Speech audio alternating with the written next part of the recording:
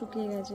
এটা তো ফল আর হবে না, এটাকে তুলে ফেলছি। তো দেখো বন্ধুরা, অতিরিক্ত বৃষ্টিও যেমন ভালো না, অতিরিক্ত রোদও ভালো না। তাই দেখো আমার ড্রাগন গাছে কত কুঁড়ি আস্তে আস্তে ঝরে যাচ্ছে। তবে এটাও ঠিক যে সব কুঁড়িতেই যে ফুল ধরবে, ফল ধরবে সেটাও না।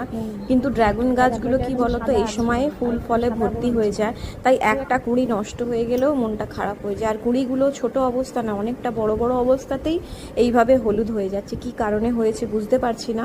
তাই এইগুলো ডাল থেকে এখন আমাকে ভেঙে দিতে হচ্ছে, কারণ গাছে রাখলে গাছকে তো এটা মানে এর জন্য আলাদা এনার্জি ওয়েস্ট করতে হচ্ছে।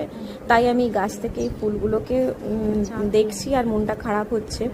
কিন্তু কিছু করার নেই, গাছ নিজে নিজেই নিজের ফুল ফল যেটা ও করতে পারবে না সেগুলোকে ওরা বার করে দেবে বা নিজে নিজেই ছেড়ে দেবে।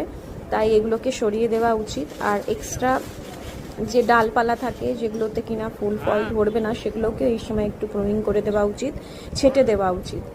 আর আমি এইভাবেই আমার ড্রাগন গাছের পরিচর্যা করি।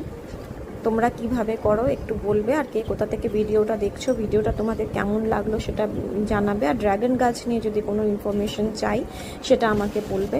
আপাতত তো এই কুঁড়িগুলো আমি তুলে ফেললাম, কুঁড়িগুলো দেখছি আর মন খারাপ করছি, গুনছি একটা দুটো করে কতগুলো কুঁড়ি নষ্ট হয়েছে। এই দেখো, টাটা, আবার